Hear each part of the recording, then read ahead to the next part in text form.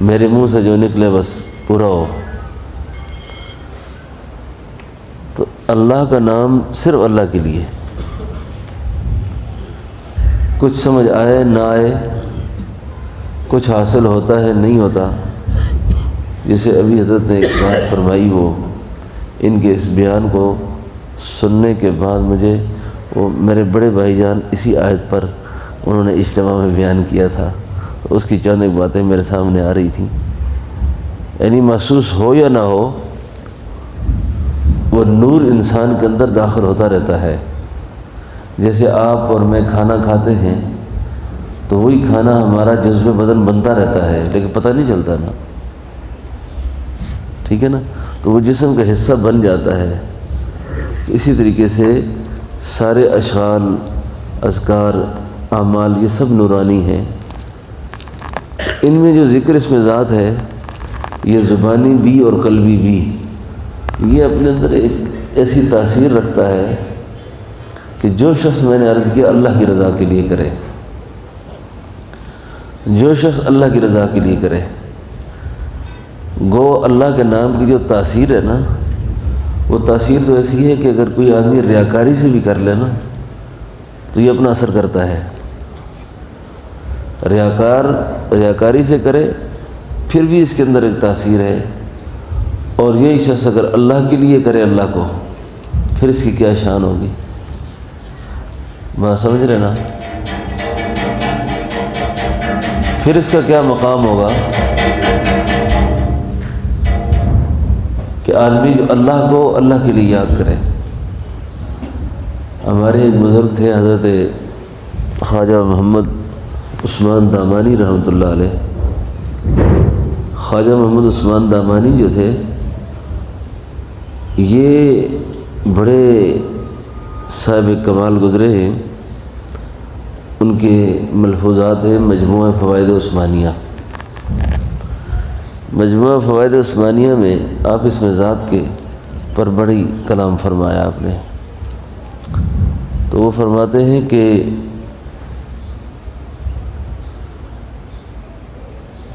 میں علماء ہیں، ذرا آپ کو کھول کے ایک بات سمجھا دوں۔ یہ جو ٹونا ٹنچر ہوتا ہے نا، ٹونا ٹنچر سمجھتے ہیں نا، راہ کی باتیں، منزل کی بات نہ،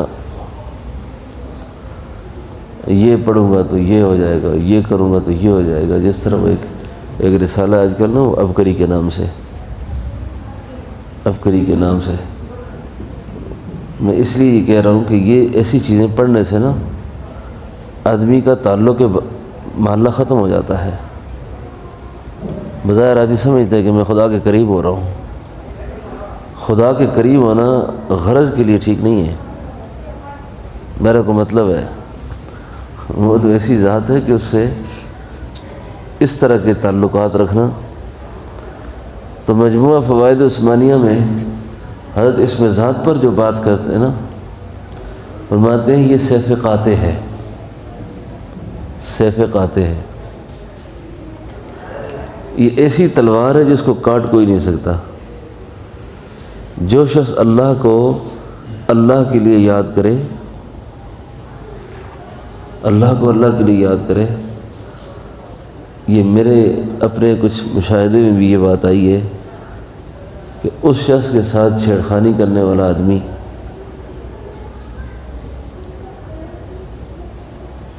بہت غلط ہو جاتا ہے۔ مولانا سعید احمد خان صاحب رحمۃ اللہ علیہ مدینہ طیبہ میں ایک بزرگ تھے اور بڑی شان کے آدمی تھے، عرب ان کو اپنا پیر مانتے تھے۔ ان کے الفاظ یوں ہیں کہ ایسے شخص سے مسابقہ کرنے والا آدمی تباہ ہو جاتا ہے، بربادی اس کو روک نہیں سکتی کسی چیز سے۔ اس لیے اہل اللہ ذاتی انتقام کی طرف جانے کے بجائے اپنے معاملات اللہ کے سپرد رکھتے ہیں، اور اللہ کے سپرد رکھنے والا آدمی معاملات کو وہ اللہ کی تائید میں رہتا ہے ہر وقت۔ اور اس لیے اہل اللہ اگر اپنے معاملات میں انتقام لوگوں سے خود لینا شروع ہو جائیں تو ان کے ساتھ بھی شیطان کھڑا ہو جاتا ہے، یہ حدیث ہے، ان کے ساتھ بھی شیطان ہوتا ہے۔ پھر یہ منتخب حدیث آپ بزرگ زیادہ پڑھتے ہیں، ان منتخب حدیث کے اندر یہ جو 6 نمبر اور اس کے متعلقات میں، جیسے یہ 4تھا نمبر ہے، یہ 5واں نمبر ہے، نمبر تو 5واں ہے لیکن اعمال کے اندر اس کو پہلا نمبر حاصل ہے، ایسے ہی ہے نا۔ اس میں اکرام 4تھے نمبر پر ہے، لیکن اکرام مومن کی پہلی شان ہے۔ جس آدمی کے اندر رواداری نہیں ہے، بردباری نہیں ہے، رحم کی صفت نہیں ہے، وہ انسان ہی نہیں ہے، وہ ایک کیسا درندہ ہے یہ آدمی۔ تو سیدنا ابو بکر صدیق رضی اللہ عنہ کے بارے میں اکرام کے باب میں ایک حدیث ہے، وہاں پر غالباً مسلم کے حوالے سے نقل کی گئی ہے کہ آپ نے اپنے کسی مخالف سے خود کوئی بات کی، اس کو جواب دینے میں اللہ ہماری اصلاح فرمائے، یہ میں اپنا حال نہیں بیان کر رہا، مذاکرہ کر رہا ہوں ایک بات کا۔ تو پہلے تو اللہ کے حبیب ان کے ساتھ کھڑے رہے، لیکن جو ہی آپ نے کوئی کلام کیا اللہ کے نبی چلے گئے وہاں سے۔ تو سیدنا ابو بکر صدیق رضی اللہ عنہ نے پوچھا کہ حضور، آپ جب تک وہ شخص مجھ پر تیر چلاتا رہا آپ پاس کھڑے تھے، اور جب میں نے کوئی بات عرض کی تو آپ تشریف لے گئے، تو آپ نے ارشاد فرمایا ابو بکر، جب تک تو خاموش تھا تیری طرف سے ایک فرشتہ اللہ نے مقرر کیا تھا، کھڑا تھا، جو جواب دے رہا تھا، اور جب تو خود بولنے لگ گیا تیرے بولنے پر فرشتہ چلا گیا، شیطان آ گیا، اور جہاں شیطان آ جائے وہاں نبی کھڑے نہیں ہو سکتے۔ یہ بات سمجھ آ رہی ہے آپ کو؟ تو عرض کرنے کا مقصد یہ ہے کہ یہ جو ذکر ہے نا، ذکر، اس ذکر کے جو مقاصد ہوتے ہیں یہ صرف ایک ذکر ہی نہیں ہے بس کر رہے ہیں۔ یہ ذاکر جو ہوتا ہے یہ اپنے مذکور میں گم ہوتا ہے پھر، اور یہ دولت جس وقت مذکور میں گم ہو جائے نا، مذکور میں، تو مذکور میں گم ہونے کی وجہ سے اس کو پھر یہ ٹوڑن ٹنچروں کی ضرورت نہیں پیش آتی۔ پھر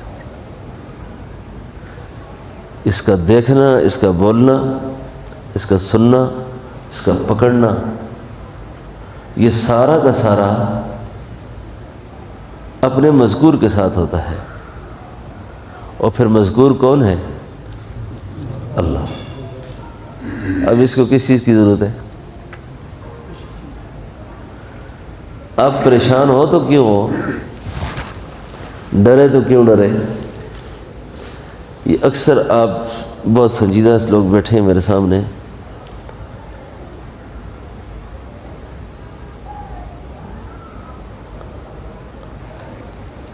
اکثر ذہنی طور پر بیمار ہیں، اکثر بیمار نظر آتے ہیں، جادو، جنات، وہ باہر کی مخلوقات کو اس کا اثر لیا ہوا ہے کہ کسی نے کچھ کر رکھا ہے، تجھ پر کس نے کیا ہے؟ کسی نے نہیں کیا، خود تو نے کچھ کیا ہوا ہے۔ سلطان بہو فرماتے ہیں، پھڑ تلوار فنا دی ہاتھ وچ تے آ جا بے غم ہو کے، تو ذکر ذاکر ما و گردد او تمام، جملگی مذکورہ ماندہ والسلام۔ ذاکر جس وقت اپنے مذکور میں گم ہو نا، مذکور کا گم ہونے کا مطلب یہ ہے کہ اگر آپ چور نہ ہو نا تو کیوں ڈرتا ہے آدمی؟ غم چور کو ہوتا ہے، ہر آدمی کو اپنے کیے کا پتہ ہوتا ہے، ہر آدمی کو اپنے کیے کا پتہ ہوتا ہے کہ میں نے کیا کیا ہے۔ چلے کٹدیاں جان سکدی ہے، ایک نقطے وچ گل مکدی ہے۔ چلے کٹدیاں جان، ایک نقطے میں بات ختم ہو جاتی ہے۔ اب وہ جو نقطہ ہے نا، بابا بلے شاہ کہتے ہیں سبحان اللہ، بڑی کام کی بات فرمائی۔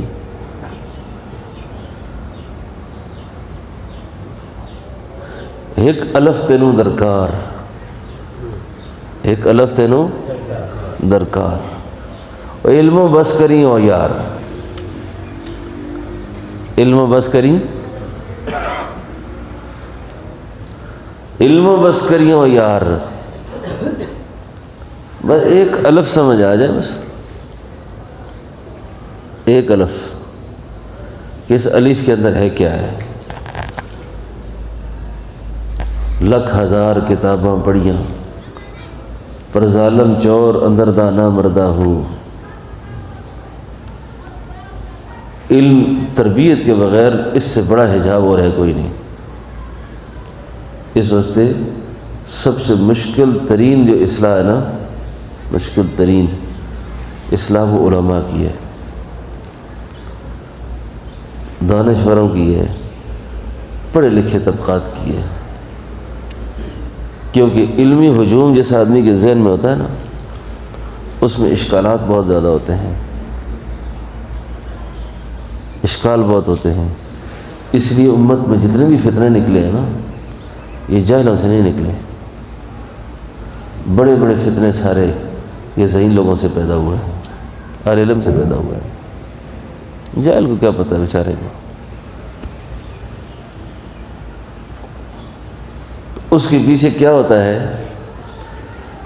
اس کے پیچھے یہ ہوتا ہے کہ قلب جب نور سے خالی ہو تو شیخ کبیر احمد رفاعی رحمۃ اللہ علیہ، رفاعیہ سلسلہ خود ایک بہت بڑے شیخ گزرے ہیں یہ۔ جس طرح فقہا میں اس حنفی ہیں، شافعی ہیں، مالکی ہیں، یہ چار معروف ہو گئے نا، اسی طریقے سے غیر معروف فقہا بھی بہت زیادہ تھے جن کا اجتہاد اور جن کی فقہ ان کے ساتھ ختم ہو گئی۔ تو صوفیاء کے سلاسل میں سے بھی یہ معلومات میں رکھیں بادشاہ، کئی سارے سلاسل ایسے ہیں جو اس شیخ کے ساتھ ہی دنیا سے رخصت ہو گئے۔ تو رفاعیہ سلسلہ کئی دنیا میں حال کام کرتا ہے اور اس کی نسبتیں موجود بھی ہیں۔ تو شیخ کبیر احمد رفاعی جو تھے وہ بڑی ایک عجیب بات فرماتے ہیں یہ جو آدمی روحانیت کا چشمہ خشک ہو، روحانیت ختم ہو جائے نا، تو پھر عقل کے باغیچے میں خاک اڑتی ہے، اور جب عقل کے باغیچے میں خاک اڑنے لگ جائے تو اس کا جو علم ہوتا ہے وہ سوائے اس پر تہمت کی اور کچھ نہیں ہوتا۔ بات سمجھ آ رہی ہے آپ کو؟ بس وہ الزام ہے اس پر بہت بڑا، غلط ہو گیا سارا کام۔ اس لیے انسان بننا زیادہ ضروری ہے، انسان بننا زیادہ ضروری ہے۔ اب یہ جو ذکر ہے نا، ذکر اس کو کہتے ہیں ذکر در حقیقت سراسر نور است، یہ نور ہے۔ میں اگر اس کی تاثیر نہیں دے سکتا تو یہ میرا قصور ہے۔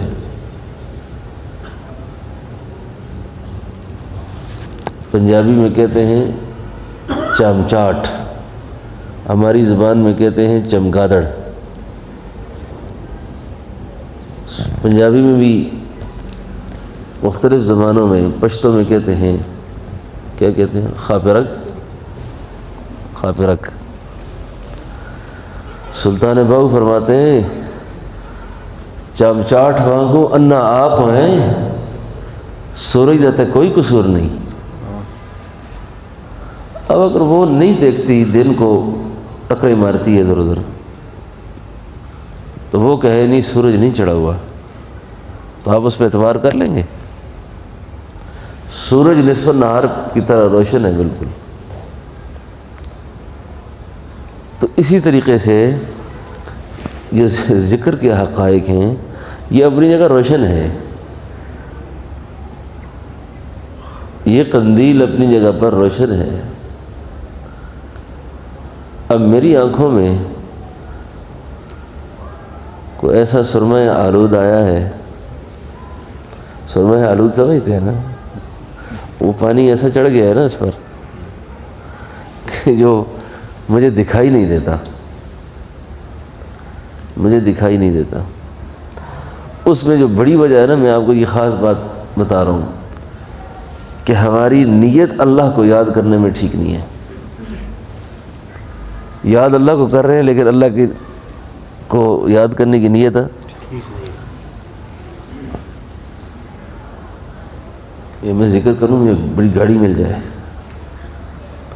ذکر کروں، اللہ نے بڑے رنگ ہو گئے جی، ذکر کرتے ہیں سبھی، مجھے بڑا گھر مل جائے،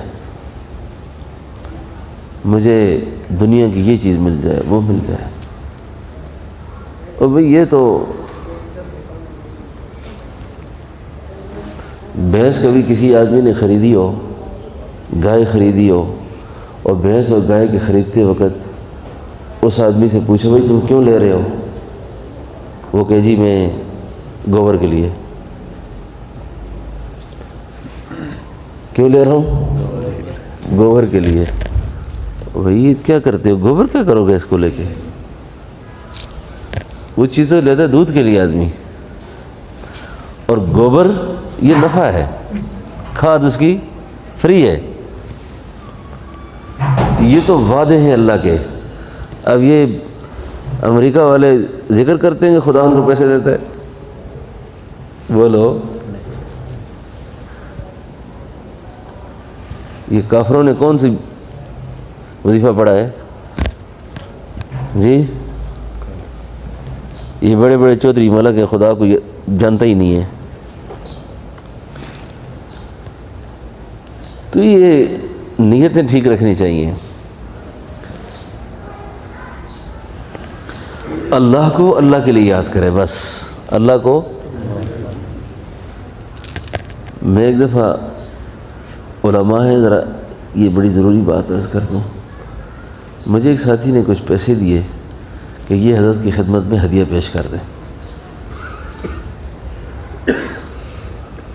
تو یہ اہل علم کو خاص طور پر اور ہمارے مشرب نقشبند سے تعلق رکھنے والوں کو، جس کے پاس نسبت صدیقی ہو، وہ بخیل ہو، کنجوس ہو، اس کو اس خاندان سے کوئی فیض نہیں ملے گا کبھی بھی۔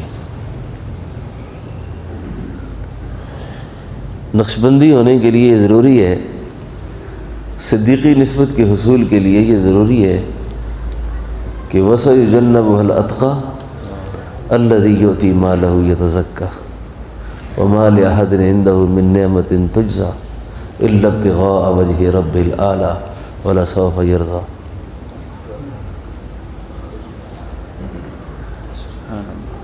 کیا چھوڑا گھر میں؟ کیا چھوڑ کے آئے؟ اہل کے لیے کیا چھوڑا؟ اللہ اور اللہ کے حبیب کا نام چھوڑا ہے، اور کچھ بھی نہیں ہے۔ اس لیے روحانیت کا اور معرفت کا اور بخیلی کنجوسی کا آپس میں کوئی تعلق نہیں ہے۔ کوئی بات میں کرنا چاہ رہا تھا جو نکل گیا ہوں۔ مجھے ہدیہ دیا تو حضرت نے فرمایا کہ یہ رمضان ہے، زکوٰۃ تو نہیں ہے؟ زکوٰۃ تو نہیں ہے؟ میں نے کہا جی حضرت زکوٰۃ نہیں ہے، یہ ہدیہ ہے۔ اور میں اگر زکوٰۃ ہو تو میں مستحق زکوٰۃ نہیں ہوں۔ یہ مجھے ہی فرمایا کہ آپ اس کو کسی فقیر کو دے دیں، کسی مدرسے میں آگے پیچھے کر دیں۔ تو میں نے کہا حضرت یہ ہدیہ ہے۔ اللہ اکبر۔ تو مجھے فرمایا مولوی صاحب ایک گل سنو، اے جنے گل سنو، قرآن آتا ہے وَمَن يَتَّقِ اللَّهَ، یتق اللہ نہیں تو پھر یہ حال ہے، یتق اللہ نہیں ہے تو پھر یہ حال ہے، اور اگر یتق اللہ ہو تو پھر کیا ہو؟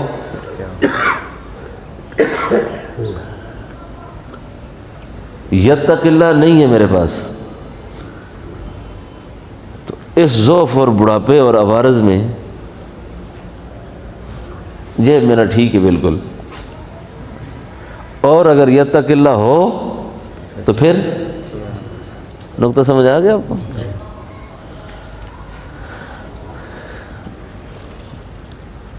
یہ ہے اصل کہانی۔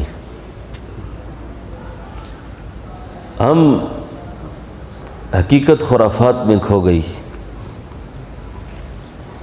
کیا کہا اقبال نے؟ حقیقت امت روایات میں کھو گئی۔ یہ راستے میں ٹکرے مار رہے ہیں سارے، منزل کی طرف نہیں جا رہے، منزل پہ۔ اب جو منزل کا راہی ہے،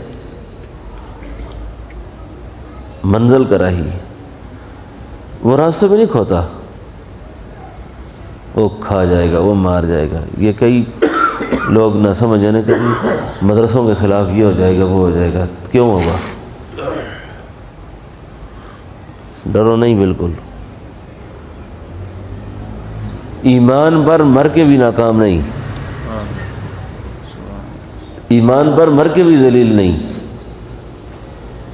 بے ایمانی میں سارا جہان مل جائے پھر بھی خوار ہیں، ذلیل ہیں۔ ہماری روایات یہ نہیں ہے بالکل، ہم تو بڑے بے خوف قسم کے لوگ ہیں۔ ہمارا ڈیٹا اگر پڑھا ہو نا کسی نے صحیح تاریخ، تو ہماری تاریخ بہت پرانی ہے۔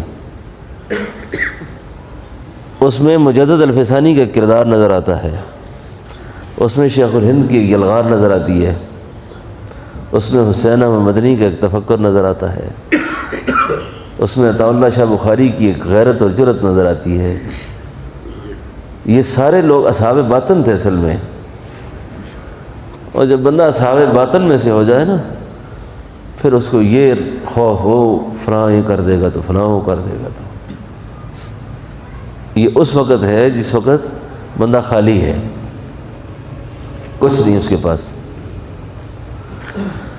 تو یہ جو ذکر ہے، اعمال ہیں، تعلق معاملہ، یہ انسان کو جینے کا ڈھنگ سکھاتا ہے، زندگی گزارنے کا سلیقہ دیتا ہے، اور اس کی توجہ اور خیال اور فکر و نظر صرف اور صرف اللہ کی ذات پر قائم اور دائم ہو جائے۔ یہ جو نقش بند ہے نا، نقش بند، نقش کیا مطلب ہے؟ یہ جو نقش جب دل پہ بند ہو جائے نا، دل پہ بند جائے۔ اب دل پہ بندنے کا مطلب یہ ہے، کل بھی مجھ سے ایک آدمی نے پوچھا کہ یہ جس طرح سیفی پھڑکتے ہیں، یہ مطلب ہے اس کا؟ میں نے کہا یہ تو لحم ہے، اس کو لحمی کہتے ہیں۔ کیا کہتے ہیں؟ کیونکہ پیری مریدی کے نام پر، تصوف کے نام پر جتنے فراڈ ہونا، ان کو بھی سمجھنا چاہیے۔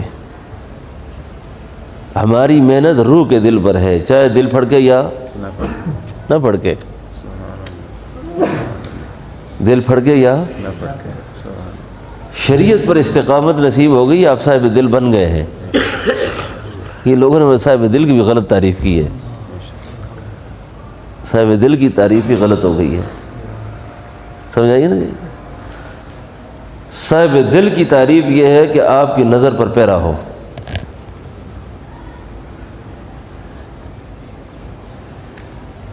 یہ بات سمجھ آ رہی ہے آپ کو؟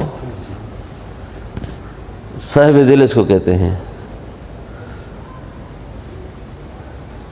یہ جو گوشت پھڑکتا ہے اس کو ذکر لحمی کہتے ہیں۔ ذکر قلبی کیا ہے؟ ذکر قلبی ایک جوہر ہے، وہ ایک جوہر ہے، اور یہ جو اس صنوبری صورت ہے اس کے اندر کا وہ مغز ہے۔ جیسے چھلکا بادام ہوتا ہے نا، اخروٹ ہوتا ہے، وہ اخروٹ و چھلکی کو تو نہیں کہتے، اس کے اندر کے مغز کو کہتے ہیں۔ تو عرض یہ کر رہا ہوں کہ اچھا کیا لطائف پر دھڑکن ہوتی ہے؟ یہ بالکل۔ بعض احباب کی دھڑکن شروع سے ہوتی ہے اور اخیر تک رہتی ہے، اور بعضوں کا مراقبہ ذکر روح میں داخل ہو جاتا ہے تو جسم کا ادراک ختم ہو جاتا ہے، وہ کیفیت میں رہتے ہیں۔ اور اس کیفیت کو کس نام سے تعبیر دیا؟ وہ کیسی کیفیت ہوتی ہے؟ اس کیفیت کا مطلب یہ نہیں ہوتا کہ ہر وقت انہوں نے آنکھیں بند کی ہوتی ہیں، بس بزرگوں کو غصہ چڑھا ہوا ہے، جلال میں ہے، زیادہ بات چیت نہیں کرنی، پیر صاحب اس وقت موڈ ٹھیک نہیں ان کا۔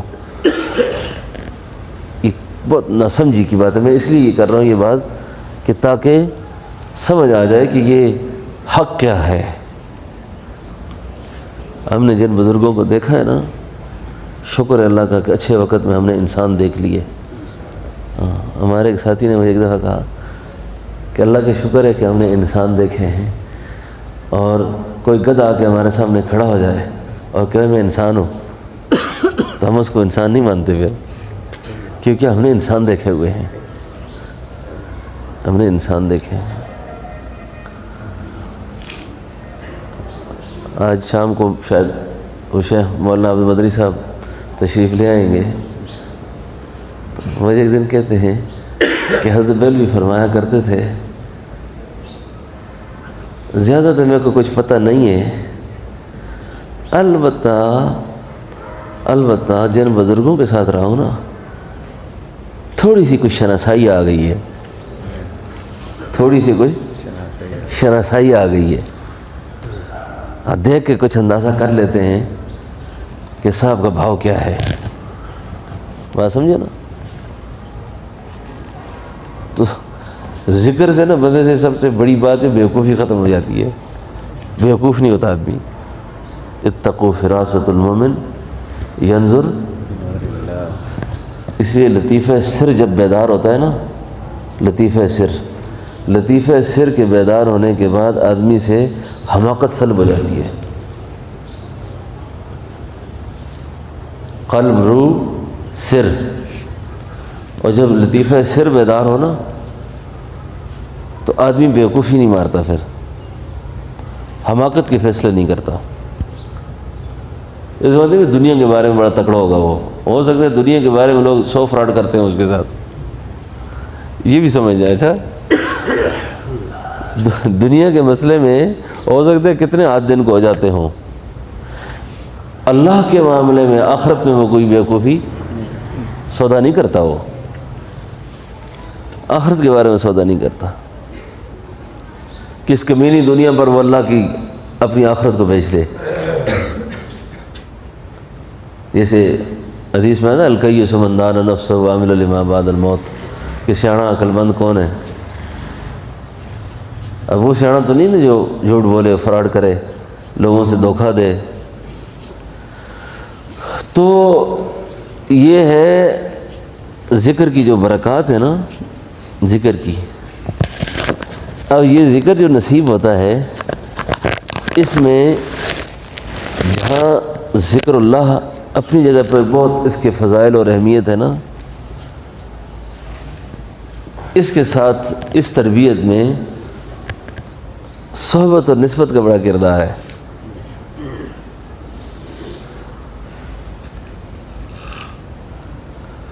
سلطان باہو رحمۃ اللہ علیہ فرماتے تھے نا، الف اللہ چنبے دی بوٹی میرے مرشد میرے من وچ لائی ہو، الف اللہ چنبے دی بوٹی میرے مرشد میرے من وچ لائی ہو، جدوں بوٹی مشک مچایا جہاں پھلن تے آئی ہو، جدوں بوٹی مشک مچایا جان پھلنتے آئی ہو جیوے مرشد کامل باہو جے اے بوٹی لائی ہو جے اے بوٹی لائی ہو۔ اب جس وقت اللہ کا نام بتا دیا اور پھر اس نام کی توجہ دل میں ڈال دی، اب یہ ہے بوٹی لگانا، اب اس کی آبیاری خود کرنی ہوتی ہے، پیر گھول کے نہیں پلا سکتا، پیر گھول کے نہیں پلا سکتا۔ غلط تصورات ہے نا۔ میں کسی علاقے میں گیا تو ایک آدمی کے ساتھ گاڑی میں بیٹھا ہوں، وہ اپنی بیوی کو فون کر کے کہتا ہے روٹی تیار رکھو گڈی دی بریک فیل ہے، کہ کوئی گل نہیں پیر صاحب نال ہیں۔ میں کہا گاڑی سائڈ پہ لگا، گاڑی سائڈ پہ کرو، بریک فیل ہے۔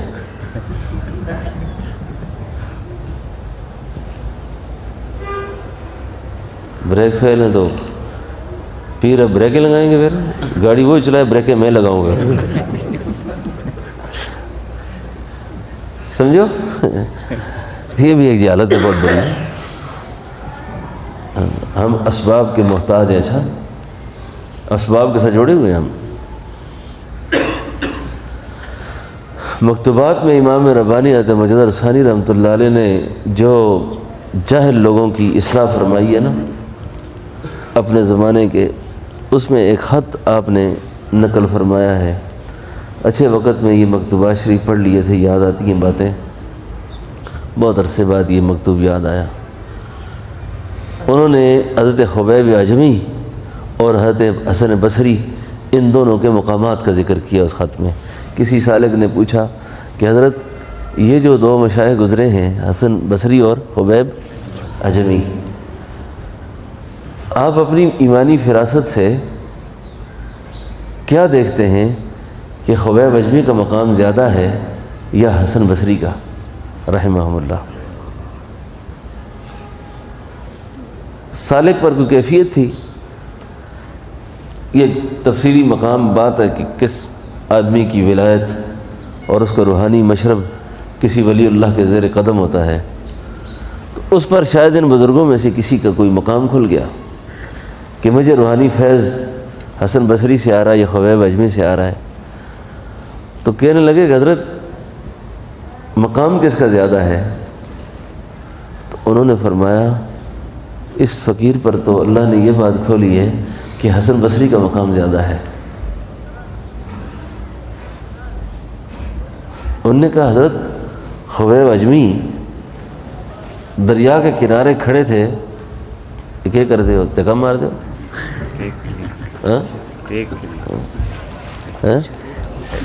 اچھا نا خیر ہے، نیت ٹھیک ہے ان کی۔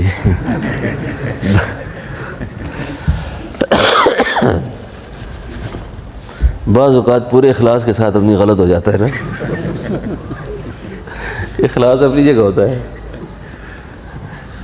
یہ مولانا مجتبیٰ صاحب بڑے فقیر آدمی ہیں، یہ انہوں نے دیکھو سارے مجمع میں آپ لوگوں کو خیال نہیں ہے، ان کو خیال آیا کہ دیکھو ادھر بھی دو سرانے اور ادھر بھی، میں ذرا تھوڑا سا عذر ہے میرا، بیٹھ نہیں سکتا، تکلیف ہوتی ہے، تو ان کو سمجھا، اللہ جزائے خیر دے۔ انہوں نے کہا کہ خبیب اعجمی کا مقام اور حسن بصری کا آپ نے پوچھا ہے؟ نے کہا جی۔ کہا آپ کو پتہ ہے کہ دریائے دجلہ کے کنارے حسن بصری اور خبیب اعجمی دونوں آئے، تو حضرت خبیب اعجمی نے حسن بصری رحمۃ اللہ علیہ سے پوچھا کہ حسن کیوں کھڑے ہو یہاں؟ انہوں نے کہا دجلہ پار کرنا ہے۔ جو دجلہ پار کرنا تھی کون سا مسئلہ ہے؟ نے کہا سواری نہیں ہے، کشتی نہیں ہے، کیسے جاؤں گا؟ میں کشتی کی ضرورت ہی نہیں ہے، چلو میرا ہاتھ پکڑو ابھی دجلہ پار کرتے ہیں۔ خبیب اعجمی رحمۃ اللہ علیہ نے پاؤں بھی گیلا نہیں ہوا کہ دجلہ پار کر دیا۔ حسن بصری رحمۃ اللہ علیہ فرمانے لگے میں تو سواری کا انتظار کروں گا، میں نہیں جاتا اس طرح۔ تو حضرت مجدد نے فرمایا کہ حسن بصری کا مقام اس وقت سے زیادہ ہے کہ اس نے شریعت کے اتباع نہیں چھوڑا، شریعت کے اتباع نہیں چھوڑا۔ اب یہ خبیب اجمی والے حالات ہر ایک کے نہیں ہو سکتے، ہر ایک کے نہیں ہو سکتے۔ تو میرے نزدیک حسن بصری کا مقام زیادہ ہے۔ تو یہ چیزیں جو ہے نا، یہ شریعت کا مزاج نہ سمجھنا اور ذکر کے مفہوم کو غلط تعبیر دے دینا اور اس سے مقاصد کی غلط حصول کی کوششیں کرنا، اور اللہ والوں سے بھی اسی نیت سے تعلق رکھنا کہ ہمیں کوئی ایسی چیز مل جائے۔ اب تو کیونکہ ہم اس شعبے میں آ گئے جس کو انگریزی والے کہتے ہیں اس فیلڈ میں نا، اب اس فیلڈ میں نا، اس فیلڈ میں ایک ایک نمونہ ملتا ہے ہمیں، ایک ایک بات ہوتی ہے کہ آپ حیران ہو جائیں۔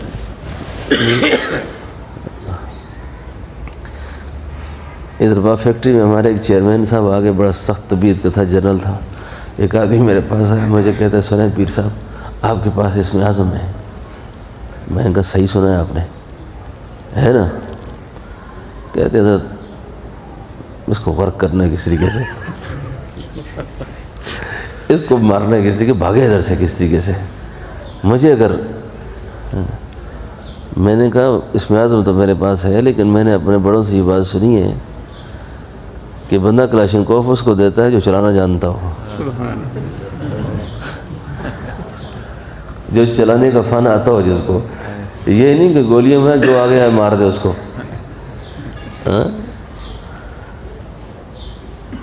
بات سمجھو نا؟ تو فن بھی آتا ہو، فن بھی آتا ہو۔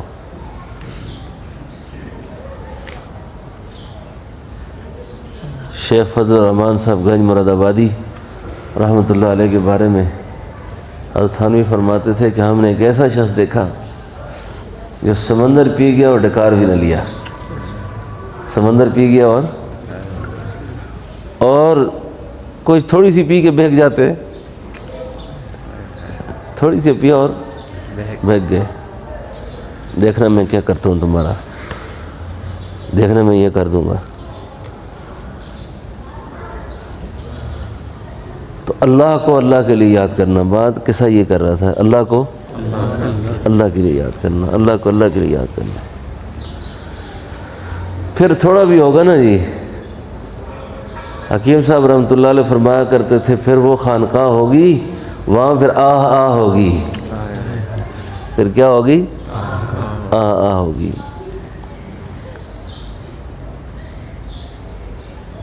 اور جب ایسا نہیں ہوگا تو پھر سارا معاملہ تباہ برباد ہے،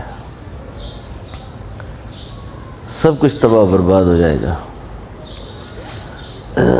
تو